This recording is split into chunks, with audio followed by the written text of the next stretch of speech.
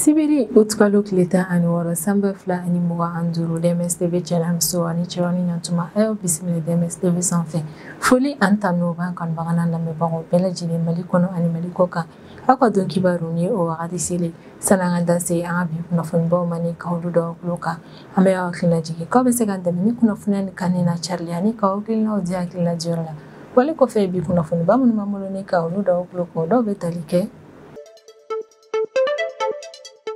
Alamisa tɛmɛnen utkalo tile 14 sanba 2025 an ka Mali ministre de la sécurité et de la protection ni o ye Dawudu Hali Muhamɛdi yɛrɛ kɔni ale kun bɛ an ka Mali telesoba yɛrɛ kɔnɔna ni o ye ORTM yɔrɔ min na a kɔni taara an ka Mali autorité yɛrɛ kɔni ka communiqué dɔ lase communiqué min yɛrɛ kɔni kɔnɔna na ministre de la sécurité ale kɔni b'a yira k'a fɔ ko don tɛmɛnenw yɛrɛ kɔnɔna coup d'état dɔ kun bɛ fɛ ka kɛ an ka Mali jamana kɔnɔna na ko nka an ka Mali service de renseignement ma ka cɛsiri baara yɛrɛ kɔnɔna coup d'état in yɛrɛ kɔni sera ka bali maa minnu kun bɛ fɛ ka coup d'état in yɛrɛ kɔni kɛ Dawudu Hali Muhamɛdi la a bɛ da se o maa ninnu yɛrɛ kɔni ma ne ka olu tɔgɔ fɔ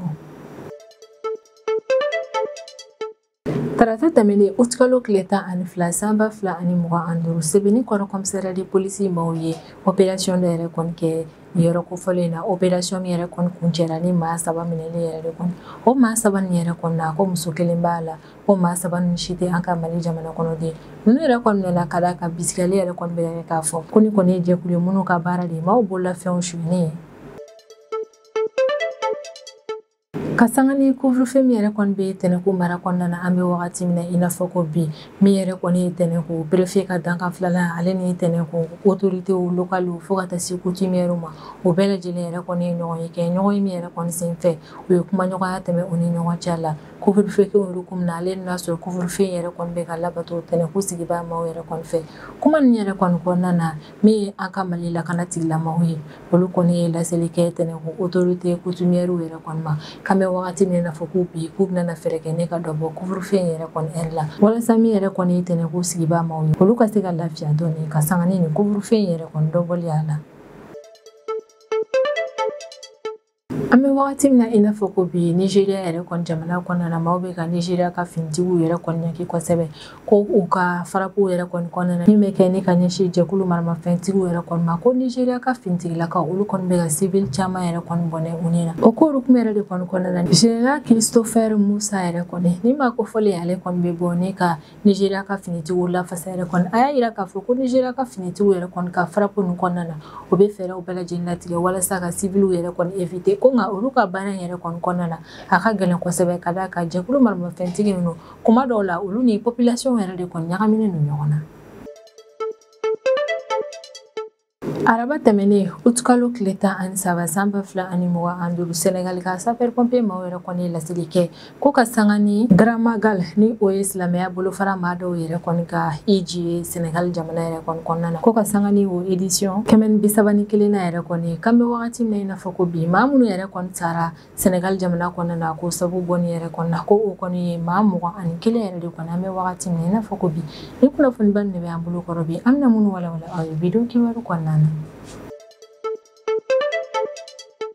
Alamisa tɛmɛnen utkalo tile 14 sanba 2025 sufɛla nɛgɛ kanɲɛ 20 wagati yɛrɛ kɔni min ye an ka Mali ministre de la sécurité et de la protection civile ni o ye Dawudu Hali Muhamɛdi yɛrɛ kɔni ale taara an ka jamana telesoba yɛrɛ kɔnɔna ni o ye ORTM walasa ka Mali jamana kɔnɔdenw yɛrɛ kɔni lakunnafoniya an ka Mali autorités ka communiqué dɔ la communiqué min yɛrɛ kɔni bɛ tali kɛ ko don tɛmɛnenw na an ka Mali finitigilakaw olu kɔni coup d'état dɔ bali ni ka kɛ an ka Mali jamana kɔnɔna na an ka ministre de la sécurité yɛrɛ kɔni ka kɔrɔfɔ la ko maa minnu yɛrɛ kɔni ye nin coup d'état kofɔlen labɛn o maaw la an ka Mali finitigiba dɔw bɛ olu la ko civiliw fɛnɛ b'a la fo ka taa se Faransi ale ka service de renseignement maa dɔ yɛrɛ kɔni ko olu bɛɛ lajɛlen yɛrɛ de kɔni kun farala ɲɔgɔn kan ni ka essayer k'u bɛna coup d'état kɛ an ka Mali jamana kɔnɔna na Dawudu Hali Muhamɛdi yɛrɛ kɔni ka kɔrɔfɔ la k'an ka Mali sanfɛmaa dɔw yɛrɛ kɔni kun farala ɲɔgɔn kan ni ka fɛɛrɛ latigɛ k'u bɛna na kojugu yɛrɛ kɔni ta ni ka ɲɛsin an ka jamana autorité maaw yɛrɛ kɔni ma ko wa u ka o wale yɛrɛ kɔni kɔnɔna na o kun dɛmɛnen don kosɛbɛ jamana wɛrɛ maa dɔw fɛ nka minisiri yɛrɛ kɔni ka kɔrɔfɔ la ko maa ninnu yɛrɛ kɔni ka laɲini yɛrɛ kɔni ma sabati k'o sababuya yɛrɛ kɔni bɔ an ka service de renseignement ma u ka cɛsiralen don ka baara kɛ ko ɲuman yɛrɛ kɔni na ko wa kabini août kalo tile fɔlɔ tɛmɛnen san 2025 ni coup d'état ko in yɛrɛ kɔni ko la an ka Mali autorité olu kun commencera ne ka maa dɔw yɛrɛ kɔni minɛ minnu sen donna walejugu in na ko maa minnu minɛla an ka Mali autorité yɛrɛ kɔni fɛ olu la France ka ressortissant dɔ yɛrɛ kɔni bɛ o la ni o tɔgɔ ye Yann Christian Bernard Vézili yɛrɛ kɔni ko ni maa kofɔlen yɛrɛ kɔni ka kɔrɔfɔ la k'ale yɛrɛ kɔni bɛ ka baara kɛ France ka service de renseignement maaw de tɔgɔ la maa minɛlenw fana na an ka jamana dirigeant politique fo ka taa se société civile maa dɔw yɛrɛ kɔni na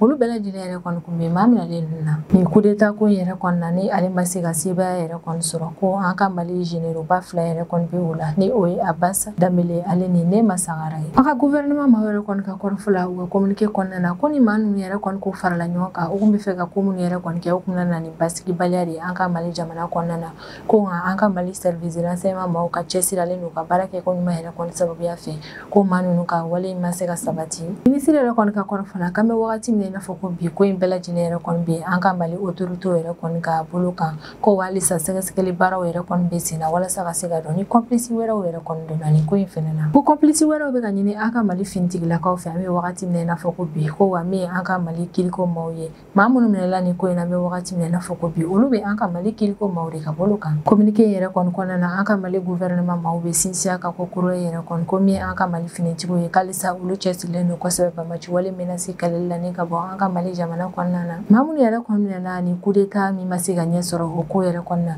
an bɛna da se olu tɔgɔ ma ni ka olu fɔ maa minɛlen nin yɛrɛ kɔni tɛ dɔwɛrɛ o de ye général de brigade Abbas Dambele général de brigade Nema Sangara lieutenant colonel Baba Dambele lieutenant colonel Seydou Keita lieutenant colonel Mamadou Diti Cɛkɔrɔ Jara lieutenant colonel Sungalo Diop capitaine Mohamed Ouattara caporal Amadou Bouba Koulibaly sergent chef Boubacar Karakojo ale ni France ka ressortissant kelen ni o ye Yann Christian Bernard Vézili yɛrɛ kɔni an bɛ wagati min i n'a fɔ ko bi ko maa minnu minɛ bɛ an ka Mali autorité yɛrɛ kɔni fɛ ni coup d'état ko yɔrɔkum kɔnɔna la ko ni maa ninnu yɛrɛ kɔni bɛ o la ko wa maa ninnu yɛrɛ kɔni bɛ kiiritigilamaw ka bolo kan an bɛ wagati min i n'a fɔ ko bi ko min ye an ka Mali kiiritigilamaw yɛrɛ kɔni k'olu bɛ ka sɛgɛsɛgɛli baara kɛ halisa ni ko ɲɛ yɛrɛ kɔni kan walasa ni complice wɛrɛw yɛrɛ kɔni bɛ ko in na ka se ka fɛɛrɛ latigɛ ne ka o maa ninnu minɛ don n'a nataw la a bɛ wagati jan yɛrɛ kɔni bɔ ni coup d'état ko in kun kuma bɛ sen na an ka Mali jamana yɛrɛ kɔni kɔnɔna na an ka kunnafoniya tɛmɛnenw la an kun ye a ɲɛfɔ aw ɲɛna fɛnɛ yɛrɛ kɔni nka wagati kunnafoniya kɛrɛnkɛrɛnnen yɛrɛ kɔni kun tɛ an bolo min kun b'a yira k'a fɔ ko coup d'état in yɛrɛ kɔni kɛra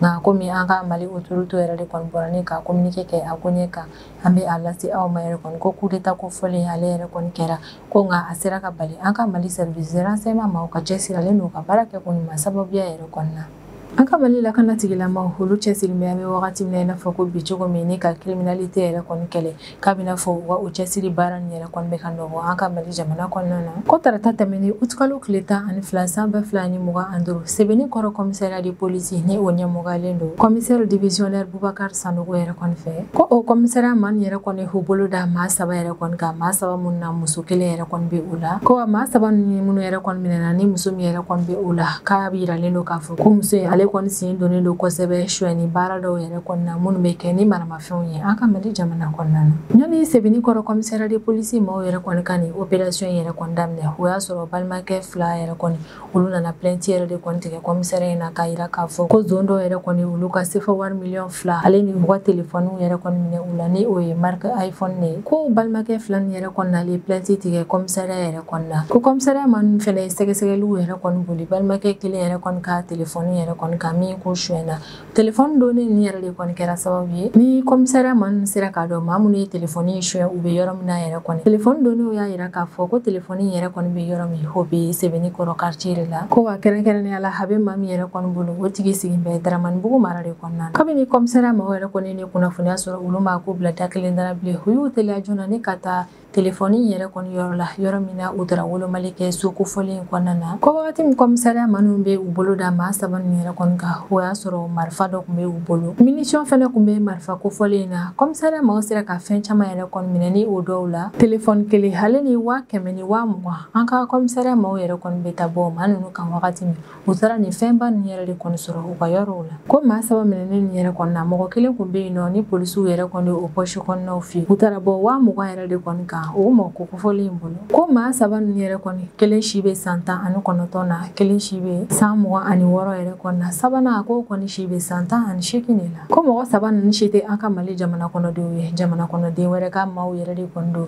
ko wa u saba bɛ bisigalen don k'a fɔ ko u sen donna suɲɛni caman yɛrɛ kɔnɔna an ka Bamako kɔnɔna na suɲɛni minnu kɛra ni maramafɛnw yɛrɛ kɔni ko wa bisigalen don k'a fɔ ko maa ninnu sen donna kosɛbɛ suɲɛni baara dɔw la mun kɛra Bamako ale ni Guinée sira yɛrɛ de kɔni kan an bɛ wagati min na i n'a fɔ ko bi maa saba ninnu bɛ an ka kiiritigilamaw yɛrɛ kɔni bolo walasa don nataw la olu ka kiiritigɛ baaraw bɛ se ka kɛ cogo min ko nka halisa sɛgɛsɛgɛli baaraw yɛrɛ kɔni bɛ sen na an ka Mali autoritéw yɛrɛ kɔni fɛ walasa n'a sɔrɔ complice wɛrɛ bɛ maa saba ninnu na ka fɛɛrɛ latigɛ ni bolo ka se ka da o complice ninnu kan an ka lakanatigilamaw yɛrɛ kɔni ka kɔrɔfɔla ko ni maa saba ninnu yɛrɛ kɔni minɛlen o ye dalilu kɛrɛnkɛrɛnnen de ye ne ka yira Mali jamana kɔnɔdenw na k'a fɔ ko lakanamaw yɛrɛ kɔni cɛsirilen don kosɛbɛ Mali jamana kɔnɔdenw ka lakana sabatili la sɛbɛnnikɔrɔ commissariat de police commissaire ni o ye commissaire Sandogo yɛrɛ kɔni ale ka kumaw kɔnɔna na halisa a bɛ laɲini kɛ population maw yɛrɛ kɔni fɛ k'an ka to ka continuer kosɛbɛ ni ka collaboration tɛmɛ ani an ka lakanatigilamaw ni ɲɔgɔn cɛla la ko wa an ka to ka hakili to an yɛrɛ la an k'an ka jateminɛw caya kosɛbɛ ka d'a kan ko dɔrɔn yɛrɛ de kɔni bɛ kɛ sababu ye ni walejugu yɛrɛ kɔni kɛlen an ka Mali jamana kɔnɔna na o bɛ se ka dabila wa population ale bɛ an ka lakanatigilamaw yɛrɛ kɔni dɛmɛ kosɛbɛ u ka lakanani baaraw la Mali fantan a naani bɛɛ lajɛlen na tɛnɛku autorité coutumière et religieuse maw yɛrɛ kɔni ye foliba kɛ ni ka ɲɛsin an ka Mali force de l'ordre maw yɛrɛ kɔni ma kosɛbɛ ka d'a kan ko couvre-feu min yɛrɛ kɔni kun bɛ tɛnɛku mara yɛrɛ kɔni kɔnɔna na don tɛmɛnenw yɛrɛ kɔnɔna ko couvre-feu yɛrɛ kɔni ko kɔnɔna na min an ka Mali finitigilakaw olu ye population la faamuya kosɛbɛ a ko la don tɛmɛnenw yɛrɛ kɔnɔna tɛnɛku mara kɔnɔna na tɛnɛku autorité locale hali ni tɛnɛku autorité coutumière et religieuse yɛrɛ kɔni ye ɲɔgɔn ye kɛ ɲɔgɔn ye min yɛrɛ kɔni kun ɲɛmɔgɔyalen don tɛnɛku préfet ka danka filanan yɛrɛ de kɔni fɛ ni o ye capitaine Boubacar Sissoco ye maa caman kun bɛ ni ɲɔgɔn ye kɛyɔrɔ in na ni o dɔw ye tɛnɛku maire ka dankan filanan an ka Mali finitigilakaw ka bolofara min yɛrɛ kɔni bɛ tɛnɛku mara kɔnɔna na olu ka ɲɛmɔgɔ kun bɛ yen tɛnɛku gendarmerie commandant kun bɛ yen fo ka taa se tɛnɛku population maa caman yɛrɛ kɔni ma olu bɛɛ lajɛlen kun bɛ ni ɲɔgɔn ye kɛyɔrɔ in na ɲɔgɔn ye yɛrɛ kɔni kun kɛ kun de walasa kumaɲɔgɔnya ka se ka tɛmɛ tɛnɛku autorité locale ni tɛnɛku population yɛrɛ kɔni ɲɔgɔn cɛ la ɲɔgɔn ye kun kɛ kun yɛrɛ de kɔni walasa tɛnɛku autorité ni tɛnɛku population ma kumaɲɔgɔnya ka se ka tɛmɛ olu ni ɲɔgɔn cɛ la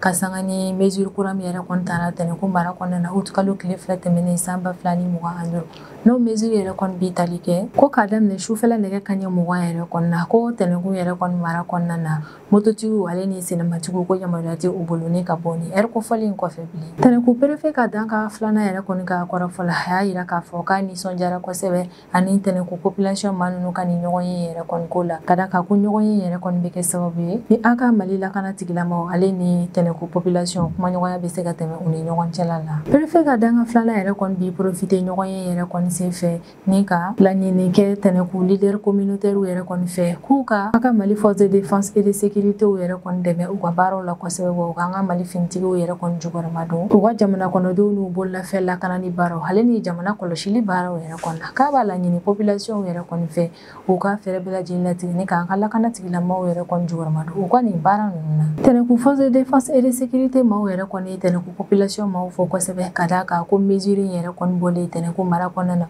ko tɛnɛku population yɛrɛ kɔni mesure ye labato cogo ɲuman na o y'a yira k'a fɔ ko yɛrɛ de kɔni na u bɛ tɛnɛku leader communautaire yɛrɛ kɔni fɔ kosɛbɛ ka d'a kan ko kabini mesure yɛrɛ kɔni bɔra tɛnɛku autorité religieuse et coutumière yɛrɛ kɔni wulila ni ka u jɔ u sen fila kan walasa ka se ka tɛnɛku population bɛɛ lajɛlen la kunnafoniya ko in na ale ni ka u sensibiliser cogo min mesure kofɔlen ale yɛrɛ kɔni bɛ se ka labato population fɛ u ye laɲini kɛ tɛnɛku population maw yɛrɛ kɔni fɛ ni o de ye ko tɛnɛku population maw ka to ka collaboration tɛmɛ u ni an ka lakanatigilamaw yɛrɛ kɔni ni ɲɔgɔn cɛ la ka d'a kan ko de bɛ kɛ sababu ye ni ka olu ka baaraw nɔgɔya u bolo u y'a laɲini population fɛ k'u gɛlɛya kosɛbɛ ni ka to ka kunnafoniya kɛrɛnkɛrɛnnenw de di lakanatigilamaw yɛrɛ kɔni ma o y'a yira k'a fɔ ko population yɛrɛ kɔni kana na sira ko ni maa min yɛrɛ kɔni ye kunnafoniya di i ka lakodɔn sɛbɛn i tɔgɔ i jamu foyi yɛrɛ kɔni t'i cari i b'i ka kunnafoniya nin yɛrɛ kɔni di dogo de kɔnɔna na tɛnɛku autorité locale ni population yɛrɛ kɔni ka ɲɔgɔn ye yɛrɛ kɔni sen fɛ u ye a lajɛ kosɛbɛ tɛnɛku lakanako lahalaya u y'o lajɛ ɲɔgɔn fɛ kosɛbɛ u tilalen o lajɛli yɛrɛ de kɔnɔna ɲɔgɔn fɛ u bɛn'a kan k'a fɔ ko min yɛrɛ kɔni ye tɛnɛku ville kɔnɔna na min ye mototigi ale ni sɛnɛmatigiw yɛrɛ kɔni balilen ni ka bɔ sufɛla nɛgɛ kaɲɛ 20 wagati yɛrɛ kɔni ko u bɛ o mesure in to yen halisa ko nka u bɛna dɔɔni yɛrɛ kɔni bɔ ko in gɛlɛya la ni o bɛ tali kɛ ko min yɛrɛ kɔni ye mototigiw ye olu k'u jija sufɛla nɛgɛ kaɲɛ 20 wagati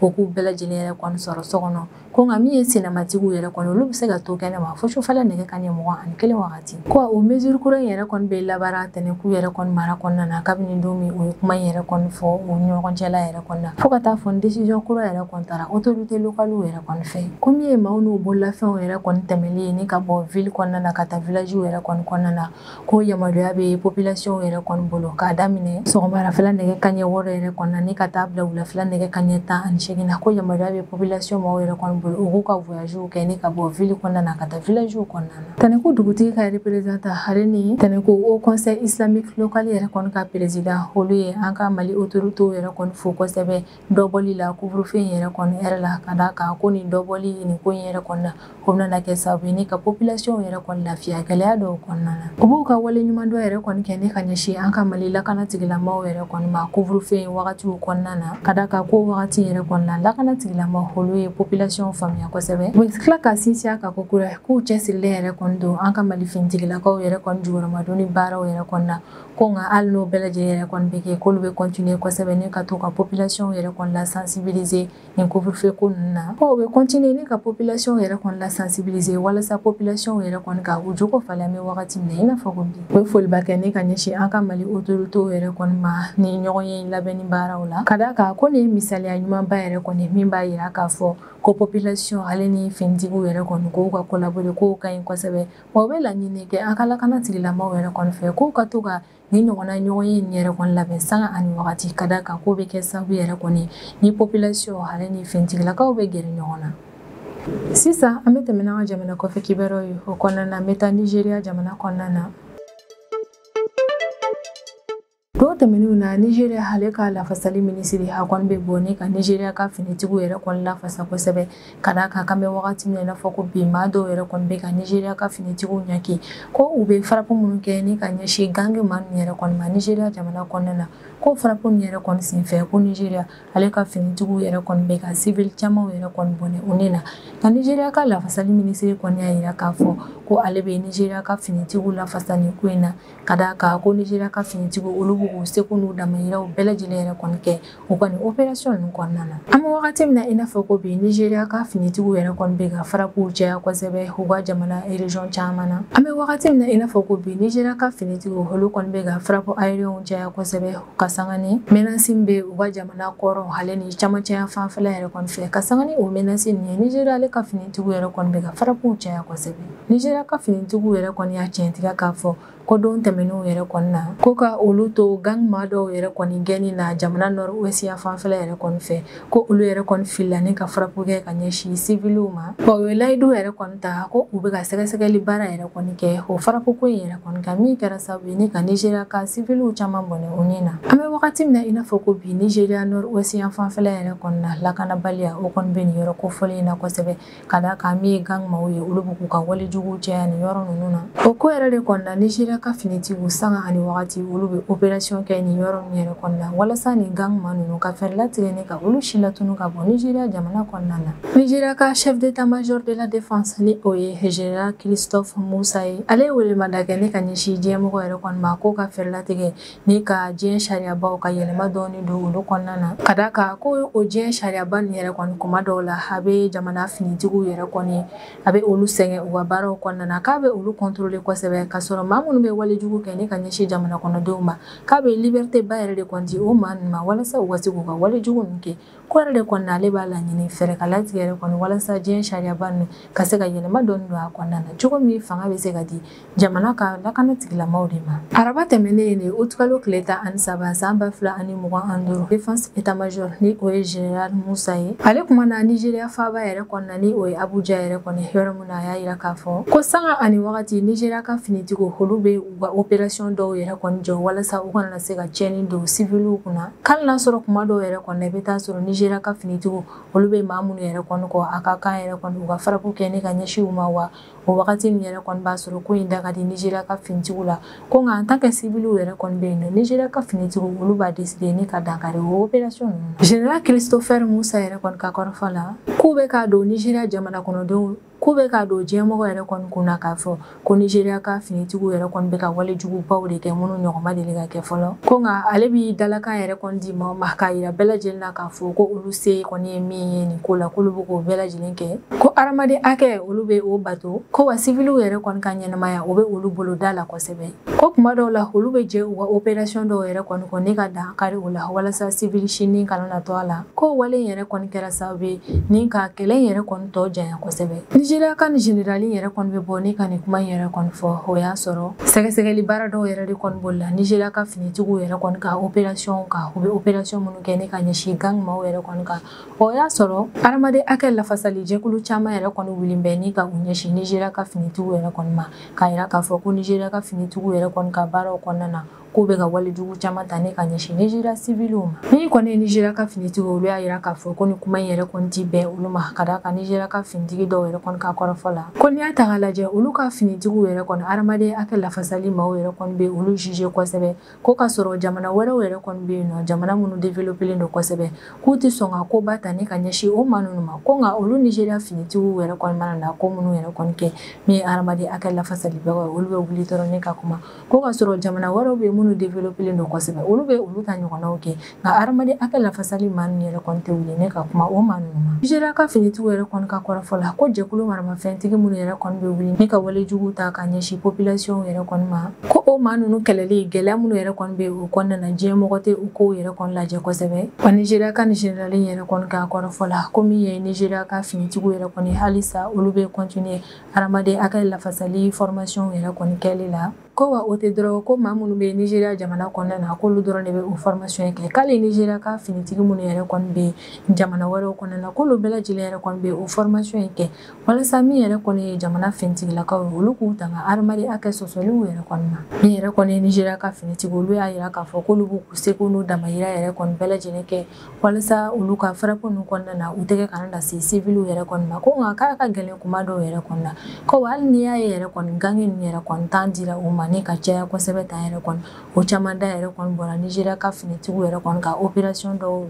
bilali yɛrɛ kɔni na walasa civiliw kana na bɔnɛ u ni na ko nka ɲani o yɛrɛ kɔni tɛ ɲanguma y'a sɔrɔ dan kun kari la gang ni jɛkulu maramafɛntigiw la Nigeria jamana kɔnɔna na Senegal ka sapeur pompier maaw ye laseli kɛ ko araba tɛmɛnen août kalo tile 13 san 2025 ko ka sanga ni grand magal min yɛrɛ kɔni bɛ ka kɛ Senegal jamana kɔnɔna na ni o ye silamɛya bolofara maa dɔw yɛrɛ kɔni ka hiji de min bɛ ta kɛ Senegal jamana yɛrɛ kɔni kɔnɔna na ko ka sanga ni o édition 131 na yɛrɛ kɔni ko araba tɛmɛnen août kalo tile 13 san 2025 Senegal jamana kɔnɔna na ko maa 21 yɛrɛ de kɔni fatura ko sababuya bɔ ni hiji kɛ yɛrɛ de kɔni na ko Senegal ka brigade nationale des sapeurs pompiers ka détachement min yɛrɛ kɔni bɛ Touba yɛrɛ kɔni mara kɔnɔna na k'olu y'a yira k'a fɔ ko kabini de hiji min yɛrɛ kɔni daminɛna Touba mara kɔnɔna na fo ka taa se arabadon yɛrɛ kɔni ma août kalo tile 13 san 2025 wulafɛla nɛgɛ kanɲɛ 18 yɛrɛ de kɔni k'olu ye intervention 395 yɛrɛ de kɔni kɛ ko intervention 395 yɛrɛ kɔni na victime 640 yɛrɛ de kɔni bɔr'u la o victime 640 yɛrɛ kɔni fɛnɛ na maa 21 yɛrɛ de kɔni bɛ o la minnu fatura an bɛ wagati min na i n'a fɔ ko bi k'olu ye intervention 395 minnu yɛrɛ kɔni kɛ o intervention yɛrɛ kɔni na ko intervention 240 yɛrɛ kɔni o bɛɛ lajɛlen dabɔra